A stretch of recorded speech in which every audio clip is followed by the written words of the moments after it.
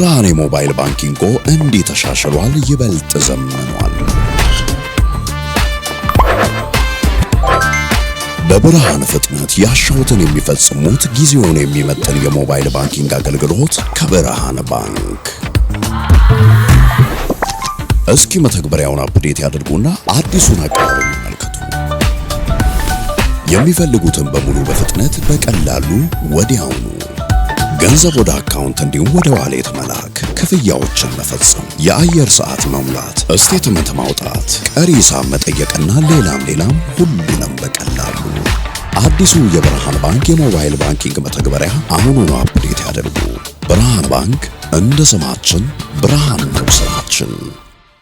ተመልሰናል አድማጮቻችን። ኤፍኤም 95.1 ላይ ትገኛላችሁ። ፉትቦል ካፌ ነው ፕሮግራሙ። የማንቸስተር ዩናይትድን ጉዳይ እንመልከት። የማቲያስ ፈርናንዴዝን ጉዳይ እናንሳኝ። ተጫዋች ማንቸስተር ዩናይትድ በጥብቅ ይፈልገዋል።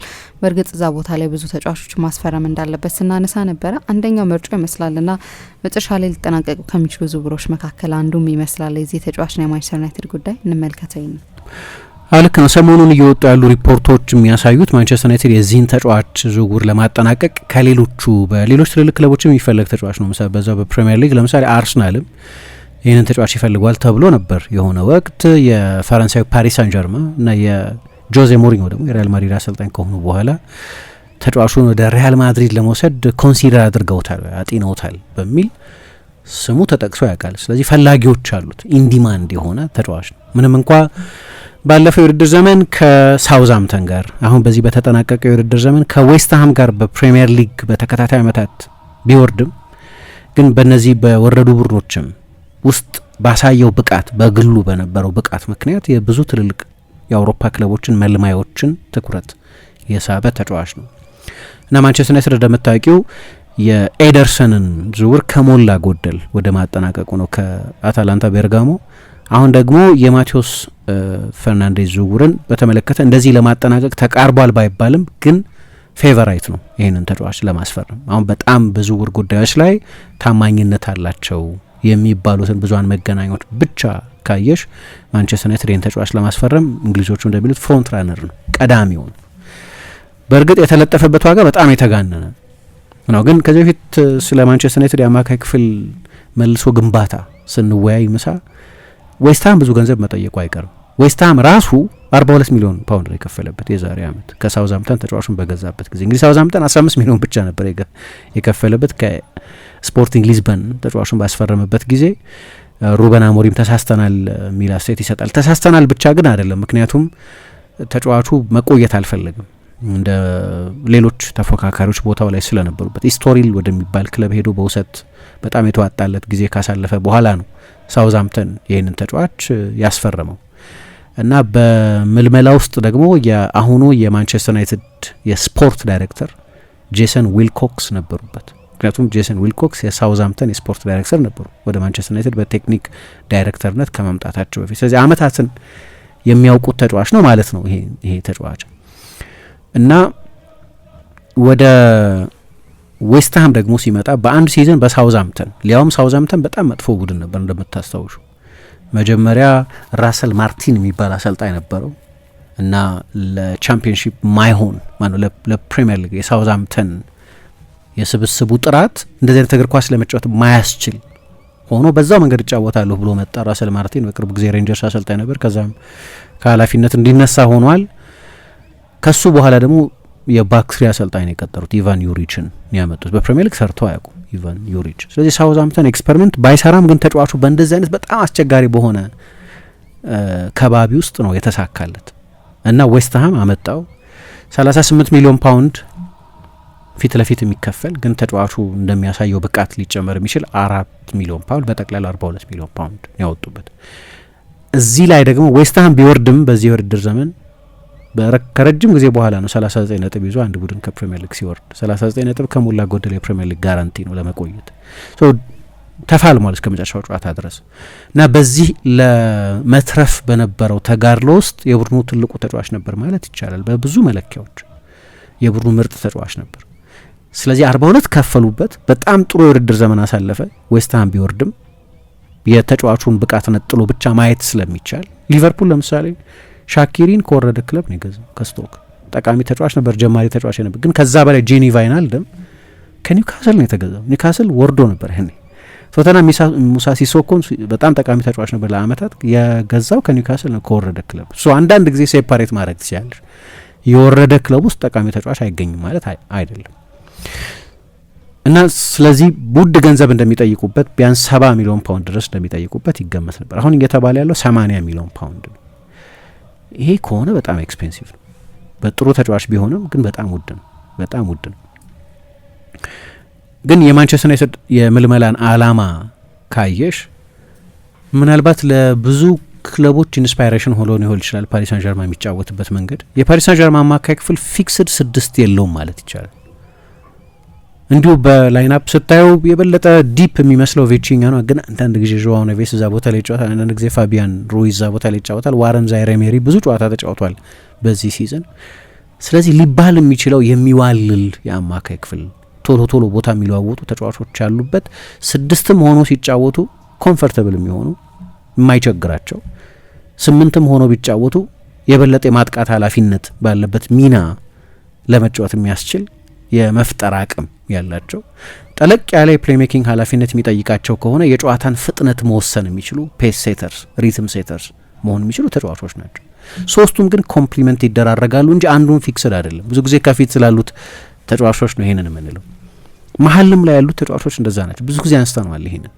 አሁን ማንቸስተር ዩናይትድ ያስፈረመው ኤደርሰን በአታላንታ ተጫዋችነቱ ቢያንስ እንደሚጣመራቸው ተጫዋቾች አይነት የተለያዩ ኃላፊነቶችን ይዞ ተጫውቶ ያውቃል። አሁን ምናልባት የፔጂ አማካዮች አይነት ቴክኒካዊ ከፍ ያለ ጥራት ደረጃ ላይኖረው ይችላል። ግን ያየነው አንደኛው ነገር ግን የበለጠ ጠለቅ ካለ አማካይ ጋር አብሮ በሚጣመርበት ጊዜ የበለጠ የሳጥን የ8 ቁጥር ተጫዋችነት ችሎታ አሳይቶ ያውቃል። በጣም ግሩም ሲዝኖች ያሳለፈበት ጊዜ አለ። ግን ደግሞ የበለጠ የማጥቃት ዝንባሌ ካለው እንደ ማሪዮ ፓሳሊች አይነት ተጫዋች ነው በዚህ ውድድር ዘመን አብሮት የተጣመረው። በሌሎቹ አመታት እንደ ማርቲን ደሩን አይነት አማካዮች ጋር ነበር የተጫወተው። አሁን አንደኛው የበለጠ ጠለቅ ያለ ነው፣ አንደኛው የበለጠ የማጥቃት ነው። ሌላ ጊዜ ደግሞ ከቲዮን ኮፕ ማይነርስ ጋር በ10ና በ8 መሀል ያለ የሚመስል። ሶስቱም አማካዮች በጣም የተለያየ ባህሪ ያላቸው ናቸው። ሶስቱንም ኮምፕሊመንት ማድረግ ችሏል። ግን ሁሉንም በተመሳሳይ ኃላፊነት በ6 ቁጥርነት አይደለም፣ ሁሉንም በተመሳሳይ ሚና በ8 ቁጥርነት አይደለም። በአንዳንዶቹ አጋጣሚዎች የበለጠ ሳጥን 8፣ በአንዳንዶቹ አጋጣሚዎች የበለጠ የተከላካይ መስመሩን የሚጋርድ ስክሪን የሚያደርግ 6 ሆኖ ተጫውቷል።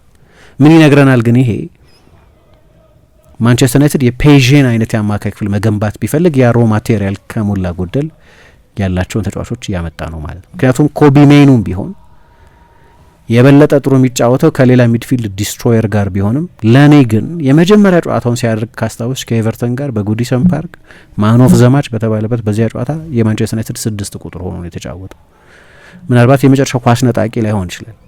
ኳስ የመንጠቅ ሚናም የግድ ልትሰጭ ይገባል ማለት አይደለም። አንዳንድ ጠለቅ ባለ የአማካይ ስፍራ የሚጫወቱ ግን ኳስ ነጣቂ ያልሆኑ ተጫዋቾች አሉ።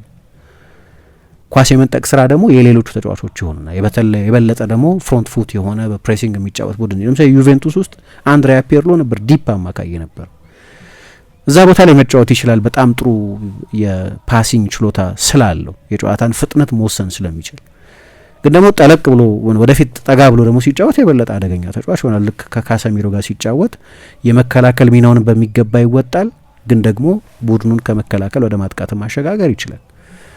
አሁን እዚህ ጋር ማቴዎስ ፈርናንዴስ ሲጨመር ለዚህም የሚሆን ጠለቅ ባለ ሚና መጫወት ይችላል። የሳጥን ተጫዋች መሆን ይችላል። ኮምፕሊመንታሪቲ ያላቸው አማካዮች ማንቸስተር ዩናይትድን የበለጠ ሞባይል ማድረግ የሚያስችል የበለጠ አትሌቲክ ችሎታ መጨመር የሚያስችል ችሎታ ያላቸው ተጫዋቾች ናቸው። ለምሳሌ ካሰሚሮ በተለይ አሁን 33 ዓመቱ 34 ዓመቱ ላይ ገብቷል። አሁን ባለው ፊዚካል ሊሚቴሽን ምክንያት ልኬንን ሁሉ ኃላፊነት ተወጣ የምትዩ አይነት ተጫዋች አይደለም። በዚህ እድሜ ሊያደርግ የሚችለውን ነገር ምናልባት በዓለም ላይ በጣም ስፔሻል በሆነ ሁኔታ መወጣት ይችላል። በቀደም እንዳልነው ግን ያ የማንቸስተር ዩናይትድን አጫዋት የበለጠ ኮንሰርቫቲቭ የበለጠ ዲፌንሲቭ ያደርገዋል። ማንቸስተር ዩናይትድ አሁን በቀደም እንዳነሳ ነው ለካሪክ የሙሉ ጊዜ አሰልጣኝ ፉትቦል መጫወት መጀመር ያለበት ጊዜ ነው። ያ ደግሞ ብዙዎቹን ከወገብ በታች ያሉትን ቡድኖች ከ7 ከ8 በታች ያሉትን ቡድኖች በሙሉ መብለጥን የሚጠይቅ በፖሴሽን መብለጥን የሚጠይቅ ነው። እሱ ደግሞ ሚድፊልድ ዳይናሚዝም ይፈልጋል። ይሄ ልጅ ያ ዳይናሚዝም አለ። 21 ዓመቱ ነው ገና። በጣም ወጣት ነው። የፕሪሚየር ሊግ ልምድ አለው። ሊያውም በአስቸጋሪ ኮንቴክስት ነው የተጫወተው በሁለት ሲዝን። ስለዚህ ፕሪሚየር ሊግ ልምድ ያለው ተጫዋች ነው። ለዓለም ዋንጫው አልተጠራም፣ ግን ለፖርቱጋል ብሔራዊ ቡድን ከዚህ በፊት ተጠርቶ ያውቃል። የፖርቱጋል ከ21 ዓመት በታች ብሔራዊ ቡድን ነው። እንዳልኩት በብዙ ትልልቅ ክለቦች የሚፈለግ ነው። መፍጠር ይችላል። እንዲሁ ጠቅላላ ቁጥሩን ካየሹ ትልቅ ላይሆን ይችላል። 7 የጎል አስተዋጽኦ ነው ያለው። ለጥልቅ አማካይ ብዙ ጨዋታዎች ጥልቅ አማካይ ሆኖ ለተጫወተ ተጫዋች መጥፎ ቁጥር አይመስለኝም። ግን 3 ጎሎች አስቆጥሯል። አንዱ ጎል በተለይ ከቶተናም ጋር ያስቆጠረው ጎል በጣም ውብ ጎል ነው። 4 የመጨረሻ ኳሶች ያቀብሏል። ይሄም ጥሩ ቁጥር ነው። ግን ከዚህ በላይ አንደርላይንግ ዴታ የሚባለው የበለጠ አድቫንስድ የሆኑ የተጫዋችን ብቃት ለመለካት የሚጠቅሙ ቁጥሮች አሉ እና በተለይ ከሉካስ ፓኬታ መልቀቅ በኋላ ነው ወደ ብራዚል መመለስ በኋላ የዌስትሃም ዋናው የጎል እድል ፈጣሪ የነበረው እሱ ነው። የሚበልጠው ጃሮድ ቦዌን ብቻ ነው። 37 የጎል እድሎች ፈጥሯል። ያንን ስንል ደግሞ 18ኛው ሆኖ የጨረሰ ቡድን ውስጥ መጫወቱን ከግምት ማስገባት ያስፈልጋል። ለምሳሌ ኤደርሰን ከማንቸስተር ዩናይትድ የበለጠ የፖሴሽን ቡድን ውስጥ ነው የተጫወተው። 55% ገደማ ነው የአታላንታ ፖሴሽን፣ የማንቸስተር ዩናይትድ 51% ነው የነበረው። ግን እንዲያውም ይሄ ተቀራራቢ ነው።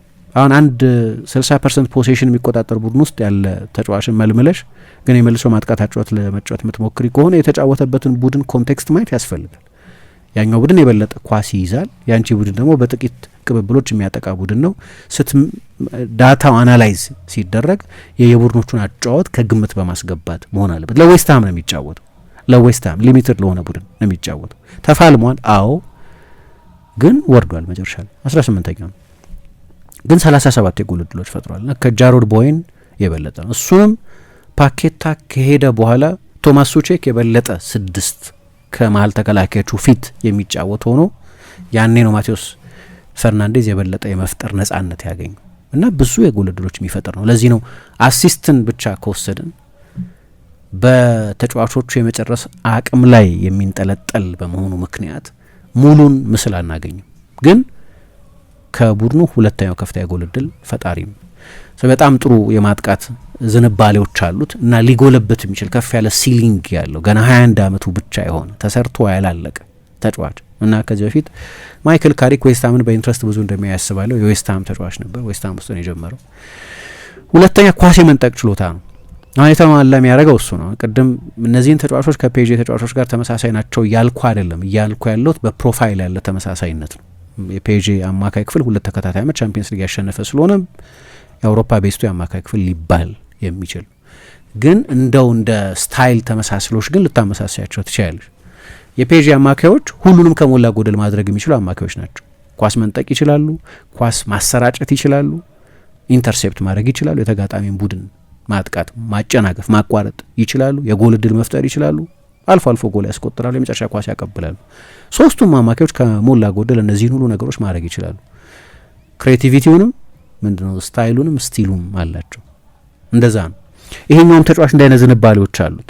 ኳስ መንጠቅም ይችላል። ቅድም ስለ መፍጠር አቅሙ ነው የገለጽኩት። በዚህኛው የውድድር ዘመን በ90 ደቂቃ 11 የመከላከል ተሳትፎዎች ያደርጋል። ኢንተርሴፕት ማድረግ ሊሆን ይችላል፣ ታክል ወርዶ ኳስ መቀማት ሊሆን ይችላል፣ የተናጥል ዱዌል ማሸነፍ ሊሆን ይችላል፣ የተናጥል አንድ ለአንድ ፍልሚያ ማሸነፍ ሊሆን ይችላል። ግን የመከላከል በሚባሉ ተሳትፎዎች ውስጥ በየ90 ደቂቃው 11 የመከላከል ተሳትፎዎች ያደርጋል። የበለጠ የማጥቃት ዝንባሌ ኖሮት ነው በተለይ የመጨረሻውን የውድድር ዘመን 2 አጋማሽ የተጫወተው። ግን 2 የዌስትሃም ተጫዋቾች ብቻ ናቸው በመከላከሉ ኮንትሪቢዩሽን የሚበልጡት። ይሄ ደግሞ የበለጠ ኢምፕሬሲቭ የሚሆነው ለምን መሰለሽ? ዌስትሃም ዲፌንሲቭ ቡድን ነው። ስለዚህ ብዙዎቹ የዌስትሃም ተጫዋቾች ትልልቅ ዲፌንሲቭ ቁጥር ይኖራቸዋል። ግን ይህንን አይነት ቁጥር መተጠበቅ የበለጠ የመከላከል ዝንባሌ ካላቸው ተጫዋቾች ነው። ይሄኛው የቡድኑ ሁለተኛው ከፍተኛ የጎል እድል ፈጣሪ ነው። ስለዚህ ሮ ማቴሪያሉ አለ ማለት ነው። ተሰርቶ ያለቀ ተጫዋች አይደለም። እንደመጣም ሁሉንም ጨዋታዎች ላይ ጀምር ይችላል። ግን ሮ ማቴሪያሉ አለ። የሚሸጥ ከሆነም አዲስ ሬከርድ ያሻሽላል። በነገራችን ላይ ከቻምፒየንሺፕ በከፍተኛ ገንዘብ የተዘዋወረ ተጫዋች በመሆን አዲስ ሬከርድ ይሆናል። ሮሜዮ ላቬያ ነው ሬከርዱ። ከሳውዝሃምፕተን ወደ ቼልሲ በተዘዋወረበት ጊዜ 53 ሚሊዮን ፓውንድ ሲደመር 5 እንደ ተጫዋቹ የቼልሲ ስኬት ታይቶ የሚጨመር ስምምነት ነበራቸው። 80 ሚሊዮን ላይሆን ይችላል። ግን ችግሩ ምንድነው? እጥረት አለ መሀል ላይ አማራጮቹ ውስን ናቸው። ግን ማንቸስተር ዩናይትድ አሁን ምናልባት ባለፉት ጥቂት ዓመታት አንድ የለወጠው ነገር ምናልባት ባለፉት 2 ዓመታት የበለጠ ዴታ ሌድ የሆነ ዝውውር ነው እያደረገ ያለው። አሁን የፕሪሚየር ሊግ ተጫዋቾች የሆኑት ቤሞም ማቴዎስ ኩኛም ጥሩ ዝውውሮች ናቸው። የሼሽኮም ዝውውር በጣም ተስፋ የሚሰጥ ዝውውር ነው። የሴነ ሎመንስ ዝውውር ደግሞ በአንዳንድ የትኛው ተቋም እንደሆነ ያን ሽልማት የሰጠው ወይም እንደ አይነት ሪኮግኒሽን የሰጠው አላቅም፣ ግን የፕሪሚየር ሊጉ ቤስት ፈራሚ ተብሏል። እንደምታውቀው ሴነ ሎመንስን የዛሬ ዓመት ብዙ ሰው አያውቀው ወይም ማንም ሰው አያውቀው ማለት የእንግሊዝ ፕሪሚየር ሊግን በትኩረት በነገሬ ብሎ የሚከታተል ሰው። አሁን ለእኔ ይሄ የዴታ ዝውውር ነው። ኦቪየስ ዝውውር አይደል። ኦቪየስ ዝውውር ኤሚሊያኖ ማርቲኔዝን ማምጣት ነው። በቃ የዓለም ዋንጫ አሸናፊ ነው፣ የቻምፒየንስ ሊግ ተጫዋች ነው፣ የአስቶን ቪላ ተጫዋች ነው አይደለም። ልክ እንደዛ ከሆነ በቃ ቤተኛ ስም ነው። ሴነ ሎመንስ ግን ከሮያል አንትወርፕ መጥቶ ለማንቸስተር ዩናይትድ ቁጥር 1 እንዲሆን ማድረግ የማንቸስተር ዩናይትድ የዴታ ዲፓርትመንት ስኬት ነው። ራሳቸው ሰር ጂም ራትክሊፍ ማንቸስተር ዩናይትድ እኮ ከትልልቆቹ የአውሮፓ ክለቦች ጋር ሊወዳደር የማይችል ነው፣ በተለይ በዴታ በኩል የዴታ ግብአት ጭራሽ የለንም ዲፓርትመንቱ ጭምር ብለው ነበር። አሁን ማይክል ሳንሶኒ የሚባሉ የማንቸስተር ዩናይትድን የዴታ ዲፓርትመንት የሚመሩ ሰው አሉ እና በሳቸው ግምገማ በተለይ እነዚህ ቅድም እንዳልኩት ከፍሮንት ላይን ቁጥሮች ይልቅ ይህን ያህል አሲስት ሰጠ፣ ይህን ያህል ጎል አስቆጠረ ከሚለው ውጪ እንደ ተጫዋች የተጫዋቹን ጥንካሬ የበለጠ የሚገልጹ ሌሎች መለኪያዎች አሉ። አንደርላይንግ ዴታ የሚባሉት እነሱ ቶፕ ላይንግ ዴታ ና አንደርላይንግ ዴታ ተብሎ ይከፈላል እና ቅድም በጠቀስኳቸው አንድ የተሟላ የሳጥን አማካይ ግን ከዚህም በላይ የመሻሻል እድል ያለው አማካይ እንዲኖሩት የሚገቡ ግብአቶች ሁሉ ያሉት ተጫዋች ነው እና ማንቸስተር ዩናይትድ ከተጫዋቹ ኤጀንቶች ጋር ተነጋግሯል ይባላል። ግን ዝውውር ውድ የሚሆንበት አንደኛው ምክንያት ግን ምንድነው? ዌስትሃም መሸጥ አለበት። የፓራሹት ፔመንት ብቻ በቂ አይደለም። ተመልሶ ወደ ፕሪሚየር ሊግ መምጣት ይፈልጋሉ እና አሁን ካሉ ተጫዋቾች በሙሉ ደግሞ ምንድነው ትልቁ ቢሸጡት ብዙ ገንዘብ የሚያገኙበት ተጫዋች ማቴዎስ ፈርናንዴዝ 80 ባይሸጡት ማለት ነው 65 ቢሸጡት 70 ቢሸጡት ብቻ ብዙ ገንዘብ የሚያገኙበት ዝውውር የዚህኛው ተጫዋች ዝውውር ነው። እንደ ክራይሰንዶ ሰመርቪል አይነት በሁለተኛው የውድድር ዘመን አጋማሽ ጥሩ የተጫወተ ተጫዋች አለ፣ ግን የ70 ሚሊዮን የ80 ሚሊዮን ተጫዋች አይደለም። ግን ዋጋውን ብዙ እንዳይቀንሱ የሚያደርጋቸው አንድ ነገር ግን ተጫዋቹን ከሳውዝሃምፕተን በገዙት ጊዜ ከወደፊቱ ሽያጩ 15% ለሳውዝሃምፕተን እንሰጣለን የሚል ስምምነት አላቸው። ስለዚህ በደንብ ማትረፍ ይፈልጋሉ። ግን ብዙ በሸጡት ቁጥር ያው ሳውዝሃምፕተን ብዙ ያገኛል እና ማክሲማይዝ ማድረግ የሚችሉት ግን ብዙ በመሸጥ ነው። 60 ቢሸጡት እና 15% ለሳውዝሃምፕተን ከሰጡ ያው በቃ የገዙበትን ገንዘብ ነው መልሰው የሚያገኙት ማለት ነው። ስለዚህ ፕሮፊት ይፈልጋሉ እነሱ ደግሞ። ስለዚህ ድርድሩ ላይቀል ይችላል እና ደግሞ ሌሎችም ፈላጊዎች አሉት እየተባለ ስለሆነ ግን በሳውዝሃምፕተን በነበረበት ጊዜ የሳውዝሃምፕተን የተጫዋቾቹ የዓመቱ ኮከብ ተጫዋች ተብሎ ተመርጧል። የደጋፊዎቹም የዓመቱ ኮከብ ተጫዋች ተብሎ ተመርጧል። እንግዲህ ደካማ ሲዝን ያሳለፈ ቡድን ቢሆንም ግን ኢንዲቪጁዋሊ ጥሩ ሲዝን እንዳሳለፈ የሚያሳይ ነው። የዌስትሃም ቁጥር 1 ፓሰር ነው። 40 ፓስ ገደማ በጨዋታ ያደርጋል። በተለይ ደግሞ ከሉካስ ፓኬታ የበለጠ ቴክኒሽያን፣ የበለጠ የጎል እድል ፈጣሪ፣ የበለጠ ለተጋጣሚ ቡድን የፍጹም ቅጣት ምት ሳጥን ቀርቦ የሚጫወት ተጫዋች ነበር ፓኬታ። ያንን ስፔስ ከለቀቀ በኋላ ያንን ቦታ የሞላው እሱ ነው። ዌስትሃም እንዲያውም ከፓኬታ በኋላ የተሻለ ቡድን ሆኖ ነበር። በቴክኒኩ በጣም ጥሩ ተጫዋች ነው። ግን ደግሞ በሌሎችም መለኪያዎች ለምሳሌ በየጨዋታው ብዙ ትሩ ቦል በመስጠት አንደኛ የዌስትሃም ተጫዋች ነው። ብዙ ረጃጅም ኳሶች በዚህ ውድድር ዘመን በማቀበል አንደኛ የዌስትሃም ተጫዋች ነው። ጨዋታ ይገለብጣል፣ ስዊች ያደርጋል። ስለዚህ ማንቸስተር ዩናይትድ በካሪክ የአሰልጣኝነት ጊዜ እንዳየነው ወደ አንድ የሜዳ ክፍል ኦቨርሎድ የማድረግ እና በተቃራኒው የሜዳ ስፍራ ላይ ያለ ፈጣን በአንድ ላንድ የተዋጣለትን የክንፍ ተጫዋች በነጠላው ከተጋጣሚ ቡድን የመከላከል ተጫዋች ጋር በድሪብሊንግ ችሎታቸው እንደ አማድ ቤሞ ኩኛ አይነት ተጫዋቾች ስላሉ ለዛ የሚሆን ኦቨርሎድ ይፈጥራል እና ሆን ብሎ ጨዋታውን ወደ አንደኛው የሜዳ ስፍራ ይወስደዋል። ከዛ ግን ልክ በብሩኖ አይነት ጨዋታ መገልበጥ በሚችል ወይ አንዳንድ ጊዜ ሊሳንድሮ ማርቲኔዝ ደና በሚሆንበት ጊዜ የ40-50 ሜትር ፓሶች ማቀበል ይችላል። ከዛ 1v1 ከተጋጣሚ ፉልባክ ጋር መገናኘት ትችላለች ማለት ነው እና ማንቸስተር ዩናይትድ ደግሞ ፌመስ ነው በዚህ። በአሌክስ ፈርጉሰን ዘመን በቀኝ በኩል የሚገርሙ ክሮሰሮች ነበሩት። ዴቪድ ቤካም እና ጋሪ ኔቭልም በጣም ጥሩ ክሮሰር ነበር። በግራ በኩል ምናልባት የዩናይትድ ደጋፊዎች በጣም እንደው በትልቅ ትዝታ ላይ ያስታውሱት ይችላል። ከኢንተር ሚላን ከሄደበት ጊዜ ጀምሮ በጣም ጥሩ ክሮሰር ሆኖ አስታውሰዋል። ሚካኤል ሲልቨስትር የግራ ፉልባክ ሆኖ ይጫወት በነበረበት ግን ዴኒስ ኤርዊንም ጥሩ ክሮሰር ነበር እና ያኔ ያው ሌላ ፉትቦል ነው፣ 4-4-2 ነው። የክንፍ ተጫዋቾች የበለጠ ጊግስ ድሪብለር ነው፣ ግን ቤካም የበለጠ ክሮሰር ነው። ስለዚህ አንድ አይነት አይደለም ግባቸው። አሁን ግን ኢንሳይድ ፎርዋርዶች ናቸው፣ ኢንቨርትድ ናቸው፣ ወደ ውስጥ ሰብረውን የሚገቡት ፈጣኖች ናቸው፣ የአንቪዋን ተጫዋቾች ናቸው። ለዛ አይነት የክንፍ ተጫዋቾች ላሉት ቡድን ደግሞ ጨዋታ መገልበጥ የሚችል ተጫዋች በጣም አስፈላጊ ነው። ያንን ለማድረግ የረጃጅም ኳሶች ችሎታ ቁጥር 1 የሆነው የፓሲንግ ችሎታ ነው። 117 እንዲህ አይነት ኳሶች ያቀብሏል እና በግራ በኩል ዲዩፍ ዊንግ ባኩ፣ በቀኝ በኩል ጃሬድ ቦዌን አይነት ተጫዋቾችን ብዙ ጊዜ በእንደዚህ አይነት የአግድሞች ኳሶች ሲሰጥ አይተናል። በዚህም በጣም የተዋጣለት ነው። ስለዚህ ዩናይትድ ለሚጫወትበትም መንገድ ግን ብዙ ትልልቆቹ ክለቦች ያደርጉታል ጨዋታ ስዊች የማድረግ ያንን ማድረግ የሚችል ተጫዋች ነው። ግን ታክለር ነው። ለምሳሌ አንዳንድ ቁጥሮች እያየው ነበር። ከዌስትሃም ተጫዋቾች መካከል አንደኛ ነው በታክል። ከዌስትሃም ተጫዋቾች መካከል በመጀመሪያው 1/3 የመከላከል ቀጠና ኳስ በመንጠቅ አንደኛ ነው። ከዌስትሃም ተጫዋቾች መካከል መሀል ላይ ኳስ በመንጠቅ አንደኛ ነው። ከዌስትሃም ተጫዋቾች መካከል በሶስተኛው የሜዳ ስፍራ ኳስ በመንጠቅ ሁለተኛ ነው። ሁሉንም የሜዳ ዞኖች ዶሚኔት የሚያደርግ አይነት ተጫዋች ነው። ጥሩ የፕሬሲንግ ተጫዋች ነው። ችግሩ የዌስትሃምን የፕሬሲንግ አቅም በትክክል ለመለካት ያስቸግራል። ምክንያቱም የኑኖ ቡድን የበለጠ ዲፌንሲቭ በጥልቅ መከላከል የሚከላከል ከዛ በመልሶ ማጥቃት ለማጥቃት የሚሞክር ስለሆነ ፒፒዲያቸው በጣም አነስተኛ ይመስለኛል። ስለዚህ የፕሬሲንግ መጠናቸውን በዌስትሃም ተጫዋችነቱ መገመት ያስቸግራል። ግን እንደ ተሟላ አማካይ ግን በብዙዎቹ ነገር እና የመሻሻል ትልቅ ፖቴንሻል ያለው አማካይ ግን ካሪክ ደግሞ አማካይ ነው። ስለዚህ ምናልባት አማካዮችን ጥሩ ኮች የማድረግ ጥሩ ግንዛቤ ያለው ይመስለኛል። እና ማንቸስተር ዩናይትድ እንትኖች ይፈልጋል፣ ኤነርጂ ይፈልጋል። መሀል ላይ ግልጽ ነው በከፍተኛ ኤነርጂ ይፈልጋል። እንግዲህ ብሩኖና ካሰሚሮ ናቸው አይደለም ሩበን አሞሪም ከኃላፊነት እስኪነሳ ድረስ ይጫወቱ የነበሩ ተጫዋቾች ሁለቱም፣ ካሰሚሮም ብሩኖም በጣም ትልልቅ ተጫዋቾች ናቸው። ግን በኃይል የተሞሉ አማካዮች አይደሉም። ያ የማንቸስተር ዩናይትድ አማካይ ክፍል ተጨማሪ ኤነርጂ ይፈልጋል። አሰልጣኙ በሜኑ ላይ ትክክል ይሁን አይሁን ከነበሩት ጥርጣሬዎች መካከል አንደኛው የኤነርጂ አውትፑት ነው። በቂ ፓወር በቂ ኤነርጂ የለውም የሚል ነው እና እኔ ኢንቴሊጀንስ አለው ምናልባት በጣም ትልቅ አትሌቲክ ተጫዋች ላይሆን ይችላል፣ እንደዛ ብዬ ነው የምገነዘበው። ግን በጣም ጥሩ ተጫዋች ነው እና ቅድም እንዳልኩት ደግሞ እንግዲህ ትልቅ ክለቡ ስትመጪ ለኢስቶሪል ነው ብዙ የተጫወተው፣ ለሳውዝሃምፕተን የተጫወተው፣ ለዌስትሃም የተጫወተው። የማንቸስተር ዩናይትድ ኤክስፔክቴሽን በጣም ትልቅ ነው።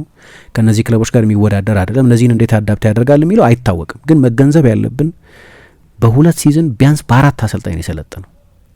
ወጥ ያለው ኮቺንግ አላገኝም። ዊል ስቲል፣ ራሰል ማርቲን፣ ግራም ፖተር፣ ኑኖ ኤስፒሪቶ ሳንቶ ተፈራርቀውበታል። የሁሉም አሰልጣኞች የጨዋታ አስተሳሰብ ደግሞ በጣም የተለያዩ ነው። ለምሳሌ ኑኖ እና ራሰል ማርቲን ዳያሜቲክ ኦፖዚትስ የሚባሉ ጫፍና ጫፍ ያሉ አሰልጣኞች ናቸው። በሁለቱም ስር ነው የሰለጠነው። በማንቸስተር ዩናይትድ ግን ኮንቲኒቲ ሊያገኝ ይችላል፣ ከዚህም በላይ ሊጎልበት ይችላል እና ስለዚህ ይህንን ተጫዋች ነው ለማስፈረም ጥረት እያደረጉ ያሉት። አንዳንድ በተለይ ደግሞ ላለመውረድ ብርቱ ትግል በተደረገባቸው የመጨረሻዎቹ ሳምንታት ጨዋታዎች ላይ ኃላፊነት የመውሰድ ድፍረቱ ይሄ የካፒቴን ማቴሪያል የምንላቸው አሉ አይደለም። ለምሳሌ በብሬንፎርድ 3-0 ይመሩ በነበረበት ጊዜ ልክ እንደዛ ሲሆን ያው ተጫዋቾች ጥፍራቸው ውስጥ መደበቅ ይፈልጋሉ፣ ኃላፊነት መውሰድ አይፈልጉም። እንደዚህ ግን ኳስ በተደጋጋሚ ዲማንድ ያደርግ ነበር እስከ መጨረሻው ድረስ። ያ ደግሞ ጠንካራ ሜንታሊቲ እንዳለው የሚያሳይ ነው። በማንቸስተር ዩናይትድ አምበል በብሩኖ ፈርናንዴዝም ጥሩ ተጫዋች ነው የሚል ሪኮሜንዴሽን አለ ይላሉ አንዳንድ ብዙሃን መገናኛዎች። ቢመጣ ጥሩ ነው፣ የእሱ የሀገር ልጅ ነው። ስለዚህ 2 ፈርናንዴዞች ፌናንዲሽ ይላሉ እነሱ 2 ፌናንዲሾች ልናይ እንችላለን ማንቸስተር ዩናይትድ ውስጥ በሚቀጥለው አመት። ግን በደንብ መብሰል ያለበት ይመስላል ይሄ ዝውውር። ግን አሁን ያሉትን ምልክቶች ስታይ ማንቸስተር ዩናይትድ ይህን ተጫዋች ለማስፈረም የተሻለ እድል ያለው ይመስላል። በብዙ ትልልቅ ክለቦች መፈለጉም አይ ቲንክ ጠንካራ ኢንዲኬሽን ነው። ብዙ ክለቦች ይስማማሉ ማለት ነው አይደለም ጥሩ ተጫዋች ነው ብለው። ውድ ይመስላል 80 ለጊዜው ግን የእንትና ደግሞ ኤሌት አንደርሰን ደግሞ ስታይ 120 ሁሉ አነሰን እኮ ነው የሚለው። 120 ፊት ለፊት ነው እንጂ መሆን ያለበት 106 እና ስለዚህ የዞረበት ገበያ ነው በአንድ በኩል። ስለዚህ የተጫዋቾች ዋጋም የተጋነነ ውድነት አለው። ከበዛም ኮንቴክስት ማየት ይገባ ይሆናል።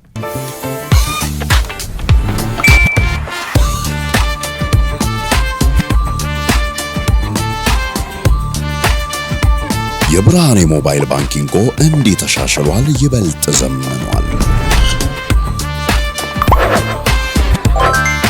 በብርሃን ፍጥነት ያሻውትን የሚፈጽሙት ጊዜውን የሚመጥን የሞባይል ባንኪንግ አገልግሎት ከብርሃን ባንክ።